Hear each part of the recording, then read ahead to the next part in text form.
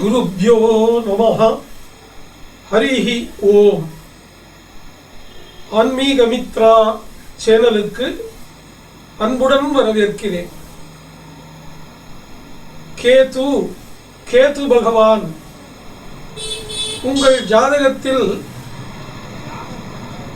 லக்னத்திலிருந்து 12 கட்டமும் எங்கே நிற்கிறதோ அதுதான் உங்களது தலைவிதி.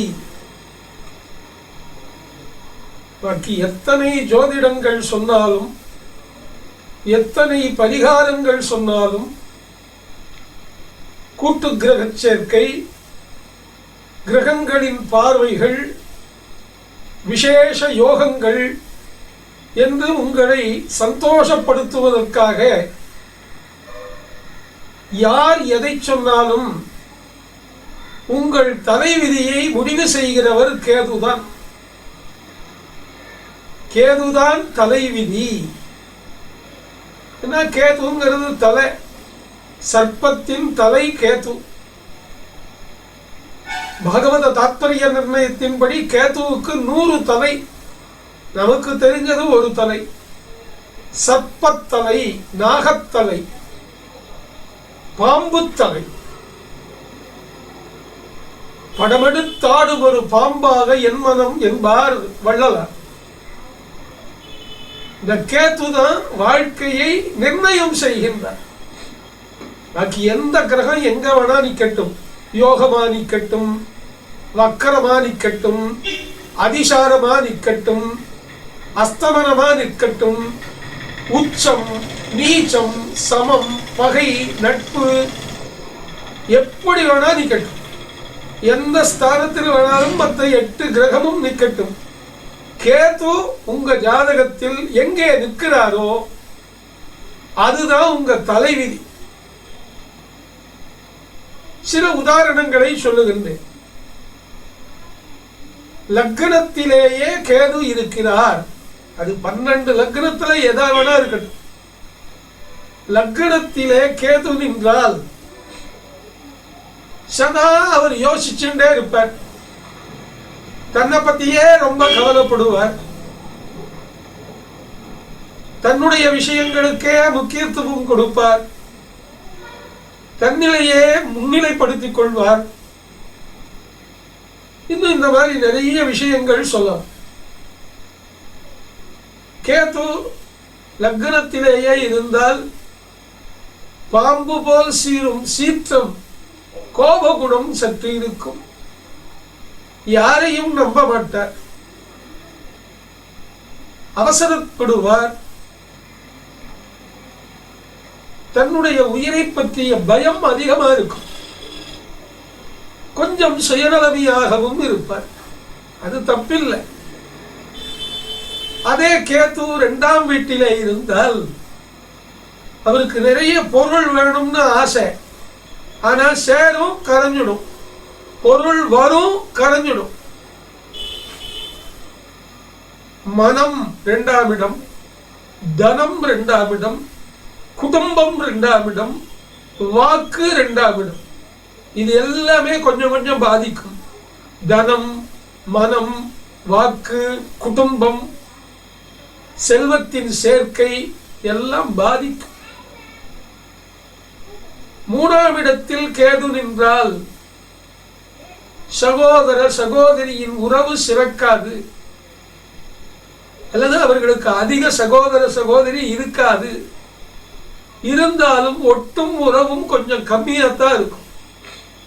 அவர்களே பகைவர்களாக ஆவதற்கு கூட இடம் உண்டு.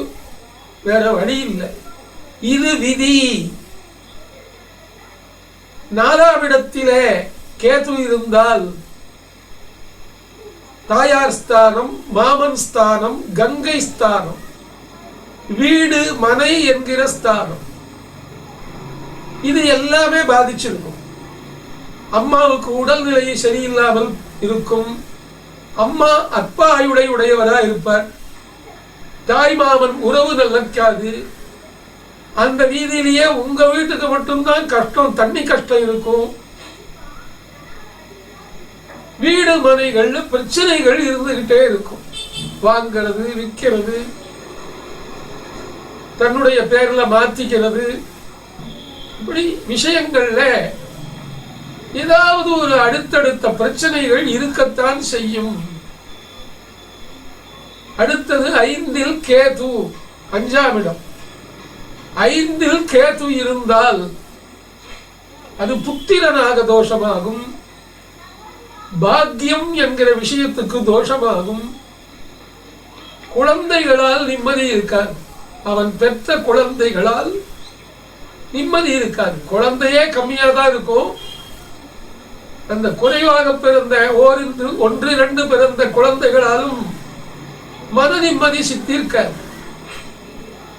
6ஆம் இடத்தில் கேது இருந்தால் பெரிய ராஜதந்திரியா இருப்பான். இந்த நல்லதை மட்டும் சொல்லக்கூடாது, கெடுதலையும் சொல்லணும் இல்லையா? அடிக்கடி நோயுற்று இருப்பான், ஏதாவது ஒரு ஆஸ்பத்திரிக்கு போயிட்டே இருப்பான். தலைவலி, காய்ச்சல், கண்ணுல போற, உடம்பு சரியில்லை, நரம்பு சம்பந்தப்பட்ட கோளாறு, கை கால்களில் வீக்கம், ஏதாவது ஒரு நோய் அந்த வயசுக்கு தகுந்த மாதிரி சொல்லும். 7ல் கேது இருந்தால் திருமண வாழ்க்கையே பிரச்சனை. அது ஒரு சந்நியாச ஜாதகம். அரை சன்னியாசியா இருப்பான், அல்லது முழு சன்னியாசியா ஆயிடுவான், இல்லைன்னா பலதாரம் கட்டுவான். ஒழுக்க குறைபாடு இருக்கும். கணவனுக்கு மனைவியோ, மனைவிக்கு கணவனோ மதிப்பு கிடைக்காது. கணவன் மனைவிக்குள்ள யுத்தம் வந்துட்டே இருக்கும். 8ஆம் இடத்தில் கேது இருந்தால் மத்தியம ஆயுள். நான் அற்ப ஆயுள்னு சொன்னா பயப்படுவாங்க. மத்தியம ஆயுள். மற்ற விஷயத்தையும் பார்க்கணும். சனியையும் லக்னாதிபதி எப்படி இருக்கான், சனி எப்படி இருக்காருங்கிறத வச்சு ஆயுள் நிர்ணயம். ஆனால் 8ல் கேது இருந்தால் கொஞ்சம் கெடுப்பான். 9ல் கேது இருந்தால் 9ஆம் இடம் பூர்வ புண்ணியஸ்தானம், அதை சில பேர் பாக்யஸ்தானம்னு சொல்லுவா. அங்கே கேது இருந்தால் பெரியோர்கள் சொத்து நிலைக்காது, தந்தை வழி சொத்து நிலைக்காது, கைமாறிவிடும். அவரது முன்னோர்கள் கொஞ்சம் குற்றவாளிகளாக இருந்திருப்பார்கள். அவர்கள் செய்த குற்றங்கள், பாபங்கள் இவனையும் பீடிக்கும். 10ஆம் இடத்திலே கேது இருப்பது தொழிலுக்கு நல்லது. ஆனால் நீச்சமான தொழில் தான் செய்ய முடியும், உச்ச தொழில் செய்ய முடியாது. ஒரு உதாரணம் சொல்லணும்னா, நல்ல பெரிய 5 ஸ்டார் ஹோட்டல் வச்சா அது உச்ச தொழில். அதே ரோட்டு கடை மாதிரி வச்சா நீச்ச தொழில். உயர்ந்த ரக துணி தயாரிச்சா உச்ச தொழில். வேஸ்ட் காட்டன்ல மேட், கர்ச்சீஃப், இந்த மாதிரி வீட்டு உபயோக பொருள் தயாரிச்சா அது நீச்ச தொழில். அந்த மாதிரி அர்த்தம் பண்ணணும். 11ல் கேது இருந்தால் லாபஸ்தானம். ஆனால் இடம் விட்டு இடம் பெயருவான், தன்னூரில் வசிக்க மாட்டான், எதையாவது யோசித்துக் கொண்டிருப்பான். உடன் என்ற கிரகத்துக்கு ஏற்ப பலன்கள் மாறுபடும். அது சரலக்னமாக இருந்தால் நல்லது, மற்ற லக்னங்களுக்கு நல்லதல்ல. லக்னம் எதுவாயினும் 12ல் கேது இருப்பது சிறப்பு. அந்த கேதுவை குரு பார்ப்பது சிறப்பு. ஆனாலும் 12ல் கேது இருந்தால் படுக்கை சுகம் குறையும். ஒரு ரெப்ரசன்டேட்டிவ் மாதிரி இருக்கிற தொழில்ல வாரத்துல 2 நாள் வீடு தங்குவான், 5 நாள் ஊரூரா சுத்தின்னு இருப்பான். இல்லைன்னா வீட்டுக்கு லேட்டா வருவான், தூக்கம் சரியா இருக்காது. அதனால் குடும்ப சுகங்கள் எல்லாம் குறைவா இருக்கும். இப்படி 12 வீட்டிலே கேது எங்க நின்றாலும் கெடுப்பார். என்ன, ராகுவை போல் கொடுப்பவர் இல்லை, கேதுவை போல் கெடுப்பவர் இல்லைன்னு தானே பழமொழி. கேதுவை பத்தி யாராவது உயர்வா பேசியிருக்காளா? நான் பேசுறேன். ஒருத்தன் வாழ்க்கையிலே ஜெயிக்க வேண்டும், அபரிமிதமான புகழை அடைய வேண்டும், தெய்வத்தின் மீதான ஞானம் பெற வேண்டும், மந்திர சக்திகள் எல்லாம் பெற வேண்டும், ஊரிலே ஒரு முக்கியஸ்தனாக ஒரு சபையில் தலைவனாக வேண்டும், புகழுடன் வாழ வேண்டும் என்றால் அதற்கும் கேதுதான் துணை புரிவார். இந்த கேது எந்த நட்சத்திரத்துல உட்கார்ந்து இருக்காருன்னு பார்க்கணும். கேதுங்கிறது ஒரு கிரகம், சாயா கிரகம், நிழல் கிரகம், ஆன்டி கிளாக் வைஸா சுத்தர கிரகம்.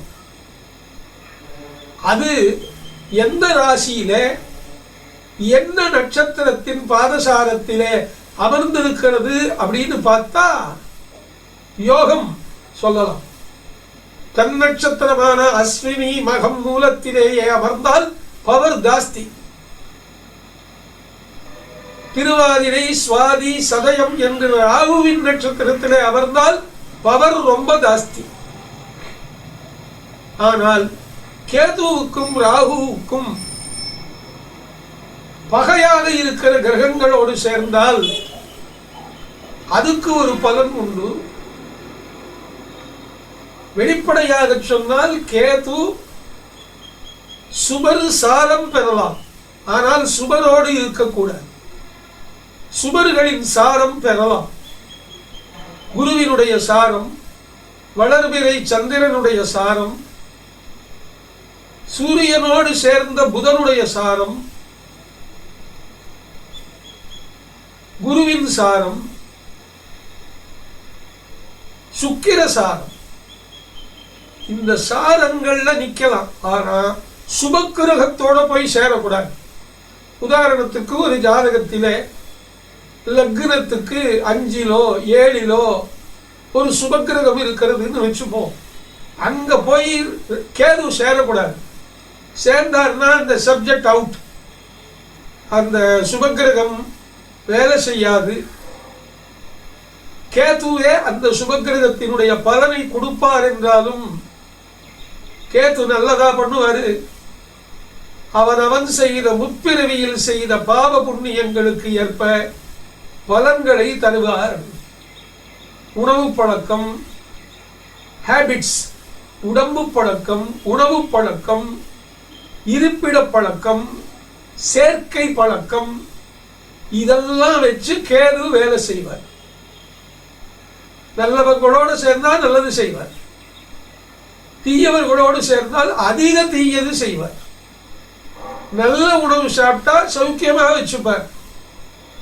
உண்ணக்கூடாத உணவுகளை உண்டால் டாக்டர் சொல்வார், இதெல்லாம் சாப்பிடாதீங்க ஒன்று அப்படிங்கிற ஒரு அலட்சியத்தினாலே இவன் உண்ணக்கூடாத உணவை உண்பானேயாகில் இவனுக்கு ஆப்பு வைக்கிறது அந்த உணவல்ல, கேது. அந்த உணவையே விஷமாக மாற்றுகிற தன்மை கேதுவுக்கு உண்டு. எனவே அன்பர்களே, உங்கள் ஜாதகத்தை எடுத்து பார்த்து கொள்ளுங்கள். லக்னத்தில் இருந்து 12 வீட்டிலே கேது எப்படி இருக்கார்? தனிச்சிருந்தா ஓரளவுக்கு சந்தோஷம். ஆனா கூட்டு கிரக சேர்க்கை இருந்தால் கொஞ்சம் கவலை. அதுவும் அதனுடைய பாதசாரம், உடன் நின்ற கிரகத்தினுடைய உச்ச நீச்ச சமபகை நட்பு நிலை, பார்வையற்றிருத்தல், இதெல்லாம் இருந்ததுன்னா கேது உங்களை பாதிக்கிறார்னு அர்த்தம். அதுக்கு என்ன சாமி பரிகாரம்? கேதுவை பூஜை பண்ணணும். வீட்டில் ஒரு வெள்ளி சர்ப்பம் வாங்கி வச்சு முடிஞ்சா தினம் பாலாபிஷேகம் பண்ணுங்க. அல்லது ஒவ்வொரு செவ்வாய்க்கிழமையும் வெள்ளிக்கிழமையும் குளிச்ச உடனே உங்க வீட்டில் இருக்கிற சௌகரியத்துக்கு ஏற்ப ஒரு 5 நிமிஷம் சர்ப்பத்துக்கு பூஜை பண்ணுங்க. அல்லது வீட்டுக்கு பக்கத்துல விநாயகர் கோவில்ல சர்ப்பங்கள் அடிச்சு வச்சிருப்பா, அந்த சர்ப்பத்துக்கு கொஞ்சம் தண்ணீர் பால் ஊற்றி அபிஷேகம் பண்ணி பூ வச்சு வலம் வந்து வணங்குங்க. இன்னும் கொஞ்சம் நீங்க ரொம்ப மடி ஆச்சாரமான வகுப்பை சேர்ந்தவரா என்றால், சைவ உணவு பழக்கம் மட்டுமே உள்ளவர் என்றால், குருநாதரை அடைந்து கேது ஜபம் வாங்கி செய்யுங்கள். வேதம் சொல்றது ஓம் கேதன் ரண்மன்ன கேதவே பேஷோ மர்யா அபேஷே சமுஷத்திரஜாயதா. நான் படிச்சிருக்கேன் சொல்றேன், எல்லாருனாலையும் முடியாது. அதுக்கு பதிலாக நீங்க கேதுவே நமஹா அல்லது தமிழ்ல கேதுவே போற்றி. ஓம் தேவையில்லை, அது ஓம் சொல்றவங்க வேற. நீங்க கேதுவே போற்றி, கேதுவே நமஹா, நமஹ சொல்லக்கூடாது, கேதுவே நமஹா. நமஹா NA MA HA கேதவே நமஹா.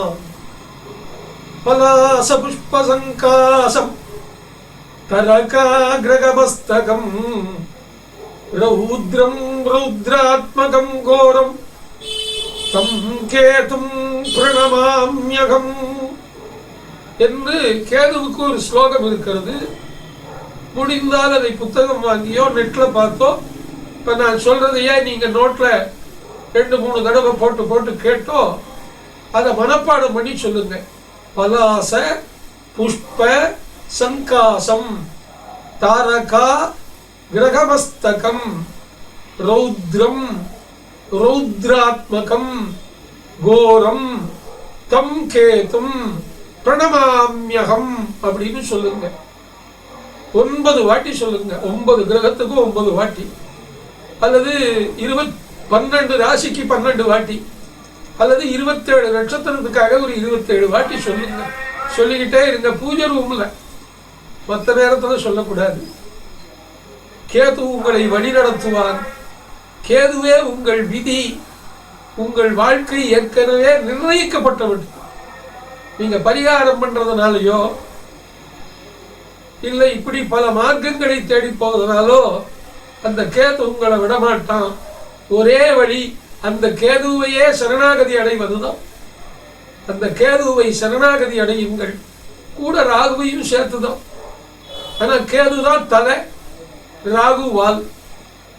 இந்த ராகு கேது, கேது ராகுவை எச்சரிக்கையா வழிபாடு செய்யுங்க.